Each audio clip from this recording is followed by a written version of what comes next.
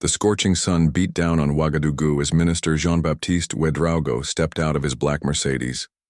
The capital city of Burkina Faso buzzed with tension that November morning in 2023.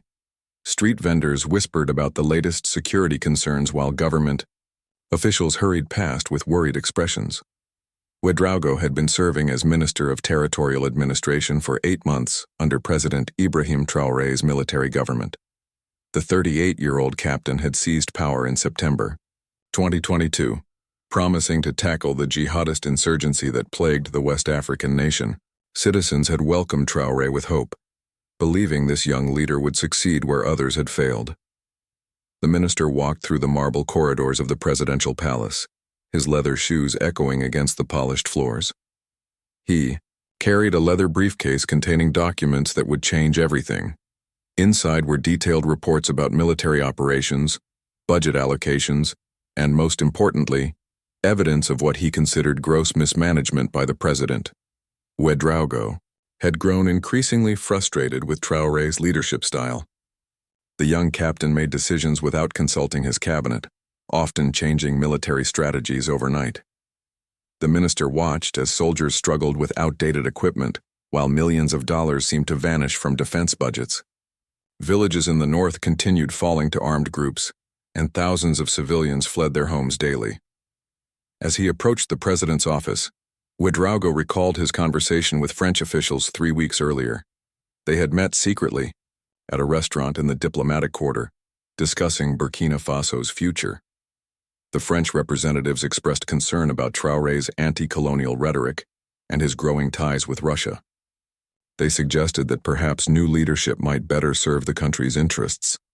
The minister had been born into politics.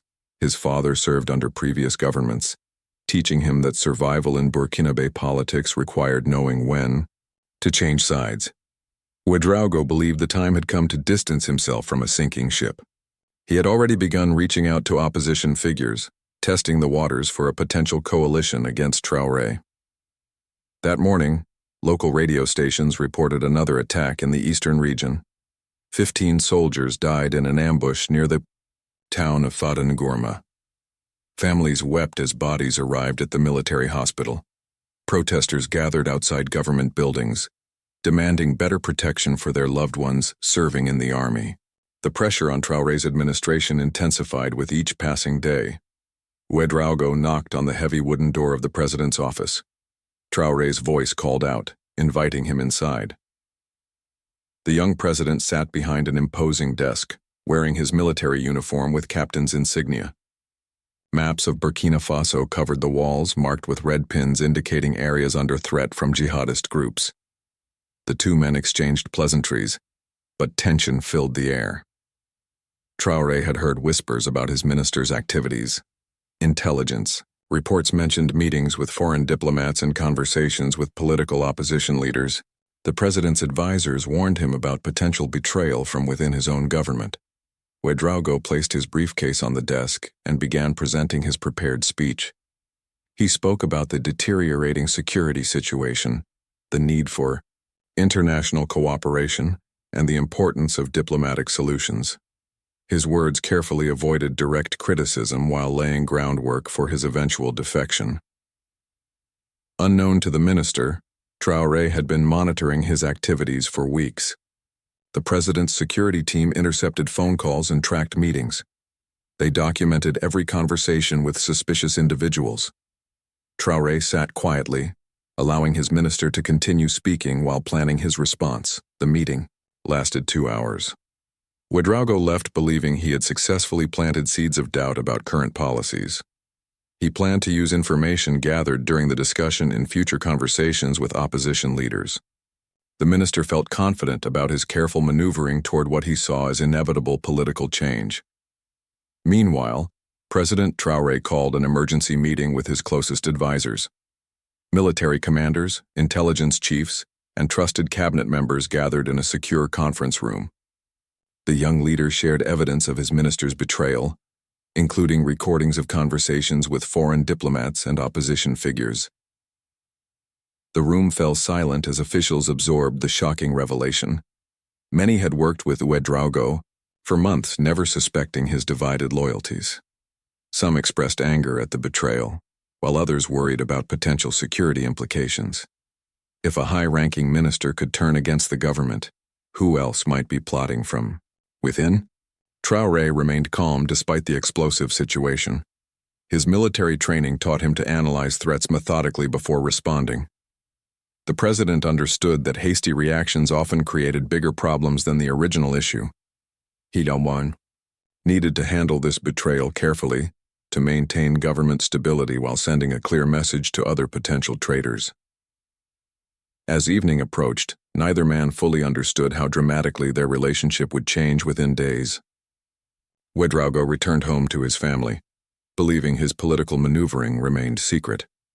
Traoré worked late into the night, planning a response that would shock not only the minister but the entire nation.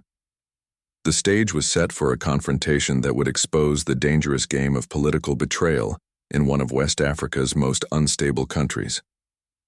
3 days after the tense meeting, Minister Ouedraogo received an unusual phone call at dawn. His personal assistant informed him that President Traoré requested his immediate presence at a special cabinet meeting. The timing seemed strange, as such gatherings typically occurred in the afternoon following proper protocol. Ouedraogo dressed quickly, choosing his finest suit for what he assumed would be an important policy discussion. His wife prepared breakfast while their 2 young children played in the garden. The minister kissed his family goodbye, promising to return early that evening. He had no idea this would be the last normal morning in his comfortable life. The drive to the presidential palace took longer than usual due to increased military checkpoints throughout the capital. Soldiers carefully examined identification documents and searched vehicles with unusual thoroughness. Radio stations reported heightened security measures related to intelligence about potential threats, but provided no specific details.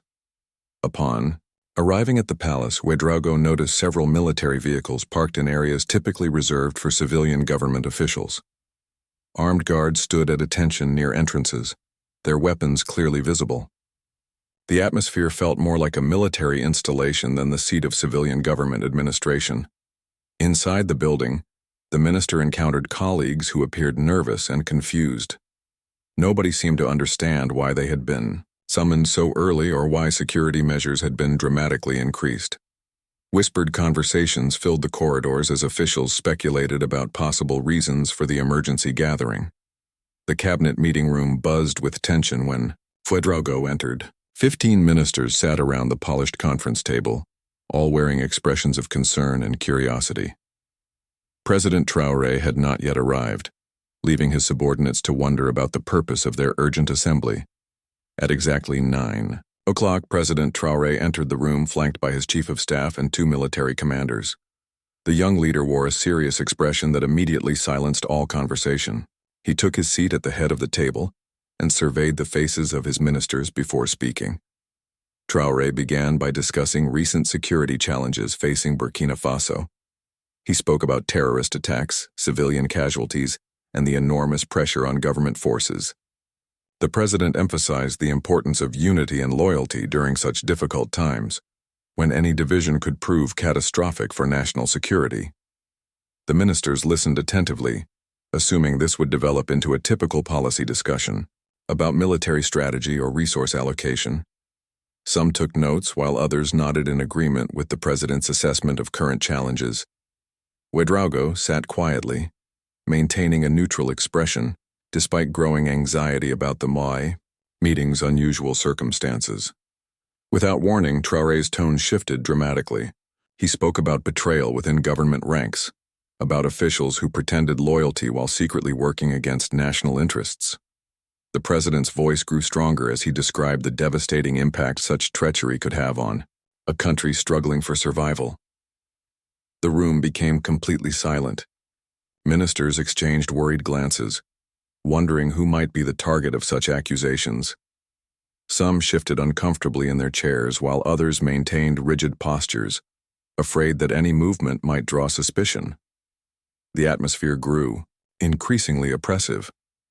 Traoré stood up slowly, his eyes scanning the faces around the table before settling on Minister Ouedraogo. The president pulled out a manila folder containing photographs, documents, and transcribed conversations. He began reading excerpts from recorded discussions between the minister and French diplomats, as well as conversations with opposition political leaders. Ouedraogo's face drained of color as he realized the extent of surveillance that had been conducted. Every secret meeting, every whispered conversation, every careful plan had been documented and analyzed. The minister's carefully constructed facade of loyalty crumbled as evidence of his betrayal filled the room. Other cabinet members gasped audibly as they absorbed the shocking revelations. Many had considered Ouedraogo a trusted colleague and friend. The evidence painted a picture of systematic deception that stretched back several months, involving multiple foreign contacts and detailed discussions about removing the current government. The president continued presenting evidence methodically, allowing each revelation to sink in before proceeding to the next. Phone recordings played through speakers, revealing Ouedraogo's voice discussing military weaknesses with foreign agents. Documents showed proposed timelines for political transition that would benefit international interests over Burkina Faso's sovereignty. Ouedraogo attempted to interrupt several times, trying to provide explanations or justifications for his actions. Traoré silenced him with a raised hand, making clear that this was not a discussion but a presentation of facts.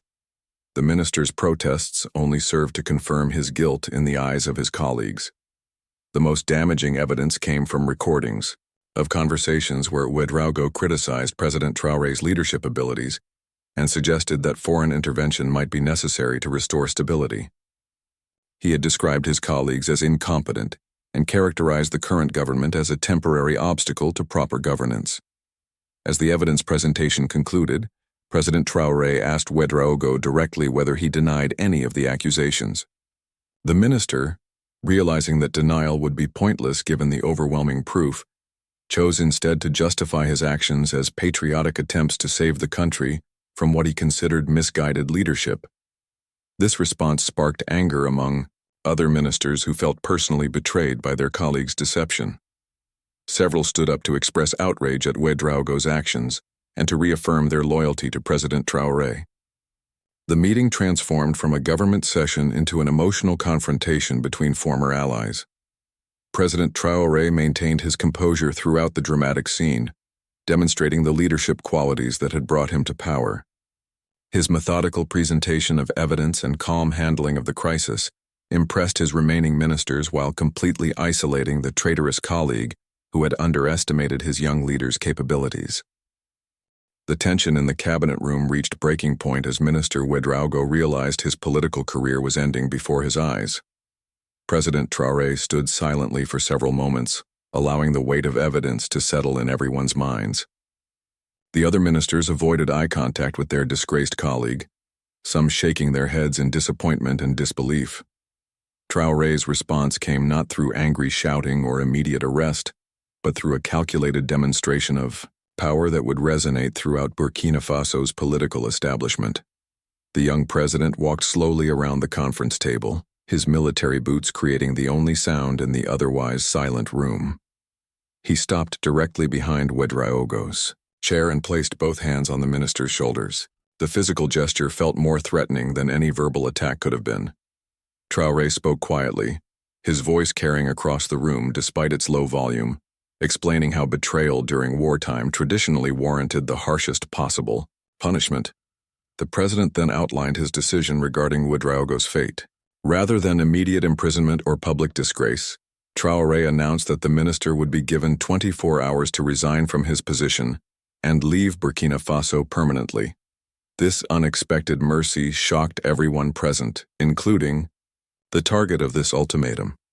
Ouedraogo struggled to understand why he was being offered exile instead of facing criminal charges. Other ministers similarly wondered whether their president was showing weakness or demonstrating sophisticated political strategy. The room buzzed with confused energy as officials tried to interpret this surprising development. Traoré explained his reasoning with chilling clarity. He wanted Ouedraogo to serve as a living example to other potential traitors, both within the government and throughout the region. A disgraced exile would spread word about consequences for betraying the revolution, while a martyr might inspire others to challenge his authority. The president also revealed his broader strategy for handling internal threats. He announced the establishment of a new loyalty verification system for all government officials, requiring regular security clearances and monitoring of international contacts. This systematic approach would prevent future betrayals while maintaining operational effectiveness. The morning's revelations sent shockwaves through Ouagadougou's political circles within hours of the cabinet meeting's conclusion. Word spread quickly despite official attempts to control information flow. Government employees whispered about the dramatic confrontation, while opposition leaders reconsidered their own relationships with international supporters. Ouedraogo returned home, to find his house surrounded by discreet surveillance vehicles. Intelligence operatives monitored all movement while allowing the family to pack essential belongings. The minister's wife broke down in tears as she realized their comfortable life in Burkina Faso was ending forever. Their children asked innocent questions about why they needed to leave their friends and schools behind. Throughout that evening, several prominent politicians called Ouedraogo seeking confirmation of rumors about his downfall. He confirmed his resignation but avoided discussing details of the confrontation with President Traoré. The former minister maintained some dignity by refusing to publicly attack the leader who had exposed his treachery. Meanwhile, President Traoré convened emergency meetings with military commanders and intelligence chiefs to assess potential security implications of the betrayal. They reviewed all ongoing operations to determine whether Ouedraogo had compromised sensitive information during his contacts with foreign agents. The investigation revealed disturbing details about international interference in Burkina Faso's internal affairs. French intelligence services had been cultivating relationships with multiple government officials, seeking to influence policy decisions and maintain colonial-era advantages. Ouedraogo represented just one component of a broader effort to control the country's political direction. This discovery prompted Traoré to expand his crackdown beyond the single treacherous minister. Security forces conducted discreet investigations of other officials who had suspicious international contacts. The president wanted to eliminate all potential sources of betrayal before they could cause additional damage to national security. Midnight, Ouedraogo had completed his packing and spent his final hours in Burkina Faso, writing letters to family members and close friends. He attempted to explain his actions as patriotic efforts to improve the country's situation, though few recipients would accept such justifications after learning about his deception. The former minister's departure was scheduled for dawn to minimize public attention and potential demonstrations. Intelligence operatives arranged secure transportation to the airport while maintaining surveillance to ensure compliance with the exile order. Any attempt to remain in the country would result in immediate arrest and prosecution. As sunrise approached, Ouedraogo took one final look at the house where he had planned to raise his children and build a political legacy. The comfortable lifestyle funded by his government position was ending, replaced by uncertain exile in a foreign country with limited resources and no political connections. His wife gathered their frightened children for the journey to an unknown future. The family had enough savings to survive for several months, but their long-term prospects remained unclear. Ouedraogo's reputation for betrayal would follow him wherever he settled, making it difficult to rebuild his career or establish new relationships.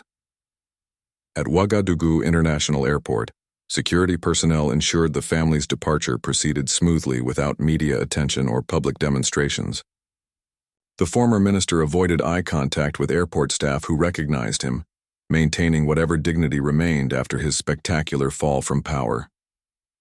President Traoré watched the departure through intelligence reports while preparing for morning meetings with loyal cabinet members. The swift resolution of this betrayal crisis had strengthened his position, while sending clear messages to anyone else considering similar treachery. The young leader's handling of the situation impressed both supporters and critics who had underestimated his political skills. The plane carrying Ouedraogo and his family disappeared into morning clouds, symbolically ending this chapter of political betrayal, while raising questions about how the president's decisive response would influence Burkina Faso's future stability and international relationships. News of Minister Ouedraogo's dramatic exile spread across West Africa like wildfire, reaching neighboring countries within hours of his departure. Regional leaders watched nervously as reports emerged about President Traoré's swift response to internal betrayal. The story dominated headlines from Senegal to Ghana, with political analysts debating the implications for regional stability. In Paris, French government officials held emergency consultations about the collapsed intelligence operation in Burkina Faso. Diplomatic cables flew between the Élysée Palace and embassies throughout West Africa as officials assessed damage to their broader regional influence strategy. The exposure of their interference attempt created embarrassing revelations about continued colonial-era manipulation tactics.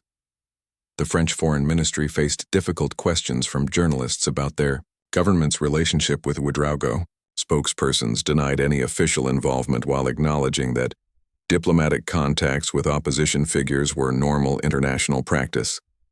Their careful wording fooled nobody who understood the sophisticated nature of modern intelligence operations. Back in Ouagadougou, President Traoré called a press conference to address the nation about recent events.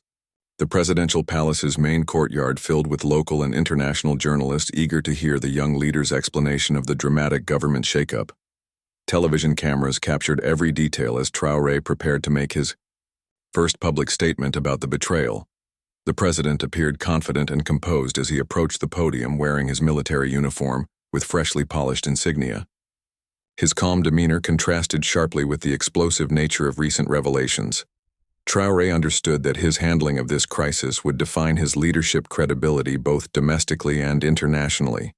He began by expressing disappointment about discovering treachery within his own government.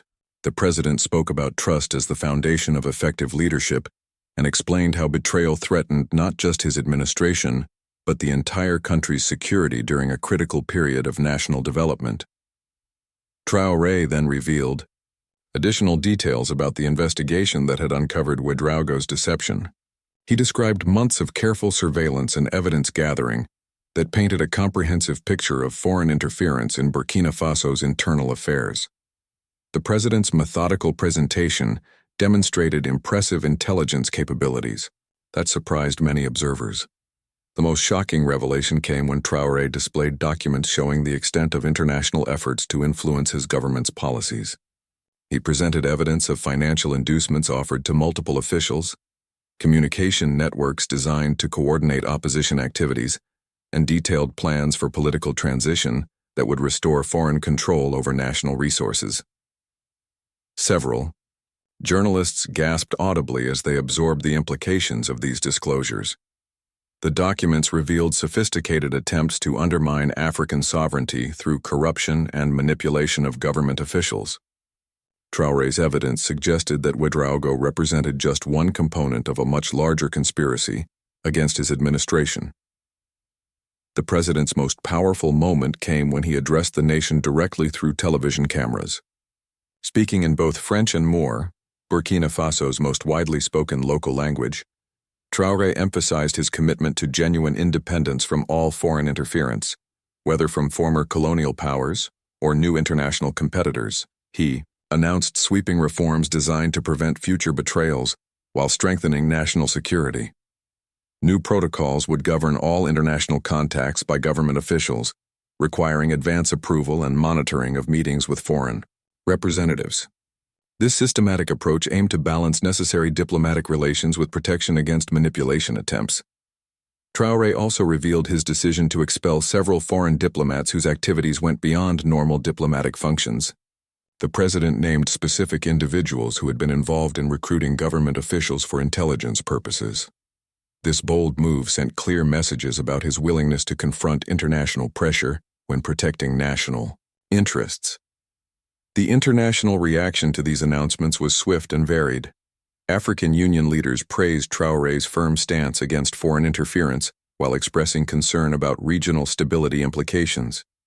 European officials criticized what they characterized as authoritarian overreach and warned about potential consequences for development aid and trade relationships. Within Burkina Faso, public response was overwhelmingly positive. Citizens who had grown tired of foreign manipulation welcomed their president's strong defense of national sovereignty. Street demonstrations in several cities expressed support for Traoré's handling of the betrayal crisis and his commitment to genuine independence. Opposition. Political parties found themselves in difficult positions following these revelations. Many had maintained their own relationships with international supporters, making them vulnerable to similar accusations of treachery.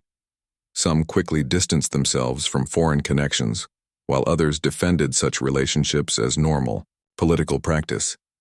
The expelled diplomats faced their own challenges as they prepared for hasty departures from Burkina Faso.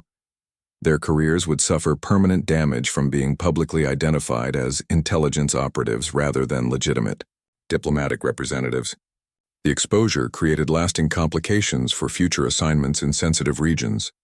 Military commanders throughout West Africa studied Traoré's response to internal betrayal as a model for handling similar threats within their own ranks. The young president's sophisticated approach impressed professional officers who had expected more conventional reactions to such provocations. As evening approached, President Traoré met privately with his remaining cabinet members to assess the day's developments and plan next steps. The successful handling of this crisis had strengthened his political position while eliminating a significant security threat. However, he understood that other challenges would inevitably emerge as international actors adapted their strategies. To his enhanced vigilance, the dramatic events of recent days had transformed Burkina Faso's political landscape while establishing President Traoré as a formidable leader capable of defending national interests against sophisticated threats. His decisive response to betrayal would influence regional politics for years to come, while serving as a warning to anyone contemplating similar treachery against African sovereignty. 2 weeks after Ouedraogo's exile, the full impact of President Traoré's decisive actions began reshaping political dynamics across West Africa. Intelligence agencies from multiple countries scrambled to reassess their operations in the region, after witnessing how effectively the young Burkinabe leader had neutralized foreign interference attempts. In neighboring Mali, military leaders contacted Traoré seeking advice on identifying potential traitors within their own government ranks. They had discovered similar patterns of suspicious international contacts among some officials and wanted to learn from Burkina Faso's successful counterintelligence operation.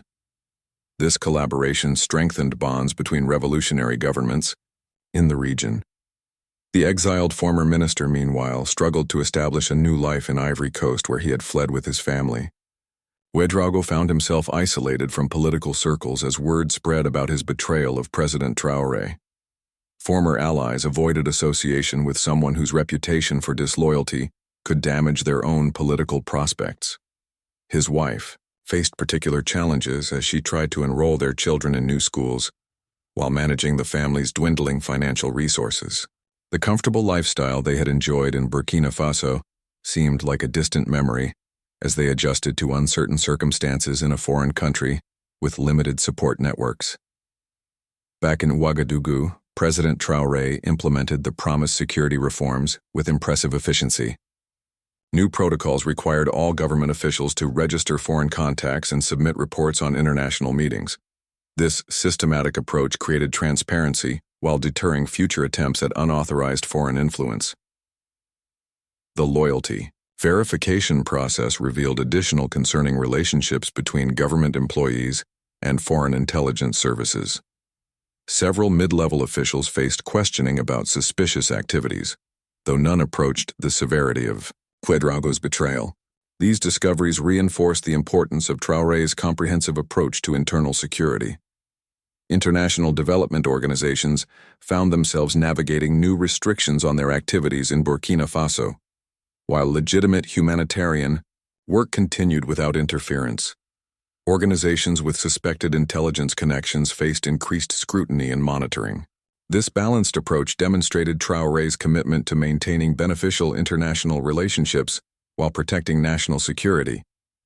The president's handling of the betrayal crisis attracted attention from leaders throughout Africa who faced similar challenges with foreign interference. Delegations from several countries visited Ouagadougou, seeking to understand Traoré's methods for identifying and neutralizing internal threats, while maintaining government effectiveness.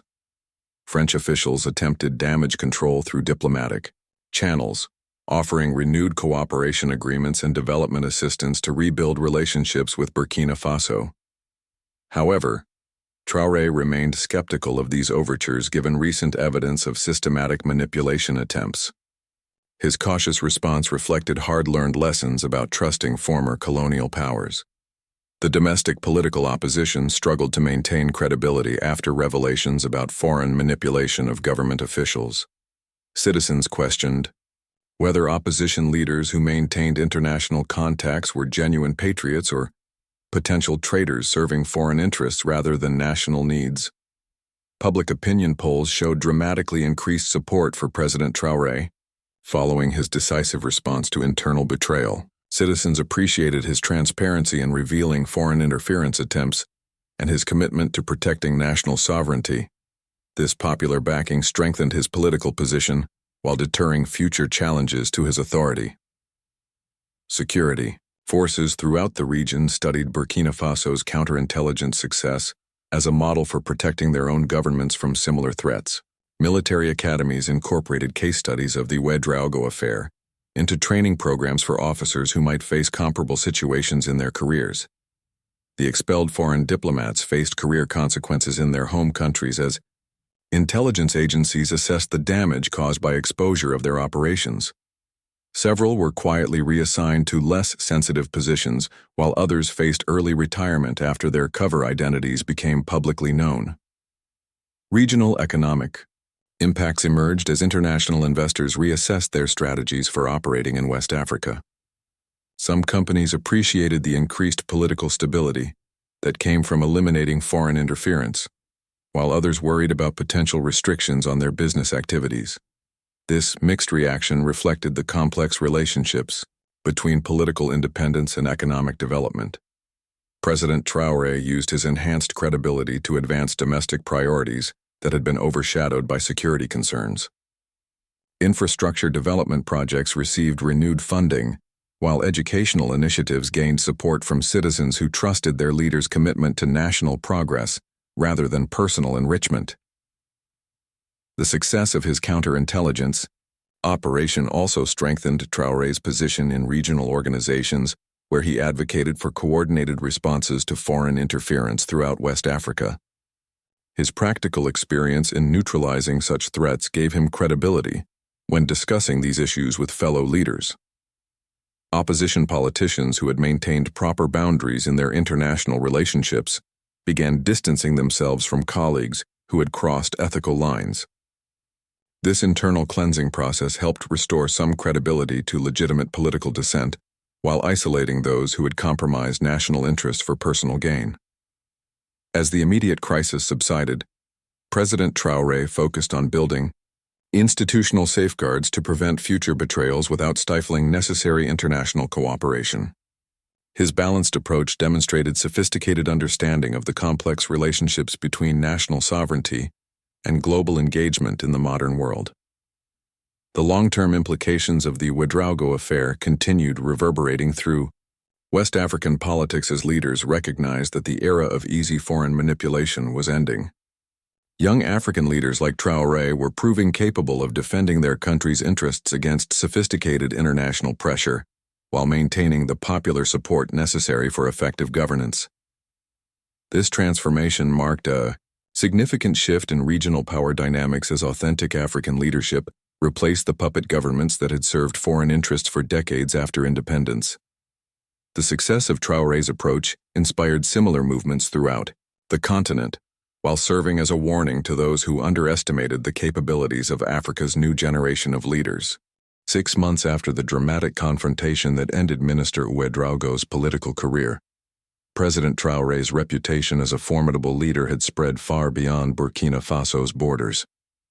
International media regularly featured stories about the young captain who had successfully defended his country against sophisticated foreign interference while maintaining popular support at home. The exiled former minister had settled into a bitter existence in Abidjan, working as a consultant for a small development organization that paid barely enough to support his family's modest lifestyle. Ouedraogo spent his days writing reports about West African politics while avoiding any mention of his role in the events that had destroyed his career and reputation. His children struggled with their new reality, having lost friends, familiar surroundings, and the comfortable life they had known in Burkina Faso. The family's savings had dwindled to concerning levels as Ouedraogo discovered that his political connections were worthless outside his home country, and his betrayal of President Traoré made him unemployable in most regional positions. Meanwhile, President Traoré had transformed the betrayal crisis into a foundation for strengthening Burkina Faso's institutions and regional influence. The security reforms implemented after Ouedraogo's exposure had become a model copied by governments throughout West Africa, seeking to protect themselves from foreign manipulation. The president's success in handling internal threats had also improved his government's effectiveness in fighting the jihadist insurgency that plagued the region. Military commanders operated with increased confidence, knowing their strategies were protected from foreign intelligence services that might share information with terrorist groups. International relationships had evolved into more balanced arrangements, as foreign governments learned to respect Burkina Faso's sovereignty, rather than attempting to manipulate its internal affairs. Development assistance continued flowing to legitimate projects while intelligence operations faced constant vigilance from Traoré's enhanced security apparatus. The French government had quietly abandoned its aggressive interference strategy in favor of more conventional diplomatic engagement. Officials in Paris recognized that the old methods of controlling former colonies were becoming increasingly ineffective against leaders like Traoré, who combined popular support with sophisticated counterintelligence capabilities. Regional organizations had also adapted to the new reality of genuine African leadership that prioritized continental interests over foreign preferences. The African Union praised Burkina Faso's example of successfully resisting neo-colonial manipulation while maintaining beneficial international partnerships for economic development. President Traoré used his enhanced credibility to launch ambitious, domestic programs that addressed the root causes of instability plaguing his country. Education initiatives received significant funding increases while infrastructure projects created employment opportunities for young people who might otherwise join armed groups. The loyalty verification system had evolved into a comprehensive governance framework that balanced security needs with administrative efficiency. Government officials operated more effectively, knowing their activities were monitored and supported, rather than undermined by foreign interference or internal betrayal. Public opinion remained strongly supportive of Traoré's leadership as citizens, witnessed tangible improvements in security, economic opportunities, and international respect for their country. The successful handling of the betrayal crisis had demonstrated that strong leadership could protect national interests without sacrificing democratic participation or civil liberties. Opposition politicians had learned to operate within the new security framework while maintaining their roles as legitimate critics of government policies. Those who focused on constructive alternatives rather than foreign-supported destabilization found they could contribute meaningfully to national political discourse. The ripple effects of the Ouedraogo affair continued influencing regional politics, as other young African leaders studied Traoré's methods for identifying and neutralizing internal threats. Military academies throughout the continent incorporated case studies of the betrayal crisis into their training programs for future leaders. Intelligence services worldwide had adjusted their operational strategies in West Africa after witnessing how effectively President Traoré had exposed and countered their activities. The region was no longer considered an easy target for manipulation, as governments implemented similar security measures to protect their sovereignty. Former Minister Ouedraogo occasionally granted interviews to international journalists, seeking insights into the events that had shocked the region. His attempts to justify his actions as patriotic efforts to improve governance fooled nobody who understood the evidence President Traoré had presented about his systematic betrayal of national interests. The contrast between the two men's current situations perfectly illustrated the consequences of choosing personal ambition over national loyalty.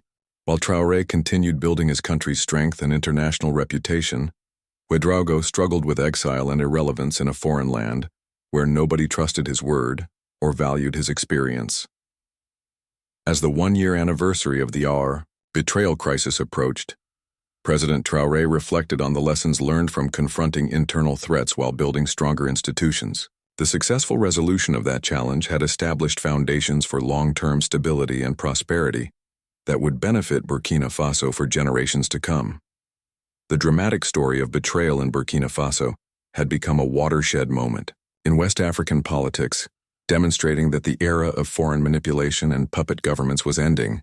Young leaders like Traoré were proving capable of defending their country's interests while building authentic partnerships based on mutual respect rather than colonial-era exploitation. The nation had emerged stronger from the crisis, with enhanced security capabilities, improved governance systems, and increased international respect. President Traoré's measured but decisive response to internal betrayal had shown the world that Africa's new generation of leaders possessed the wisdom and strength necessary to guide their countries toward genuine independence and prosperity. Most importantly, the events had proven that betrayal of national trust carried severe consequences, while loyalty and competence were rewarded with opportunities to contribute to national development. This clear message resonated throughout the region, as other leaders implemented similar standards for government service and international engagement.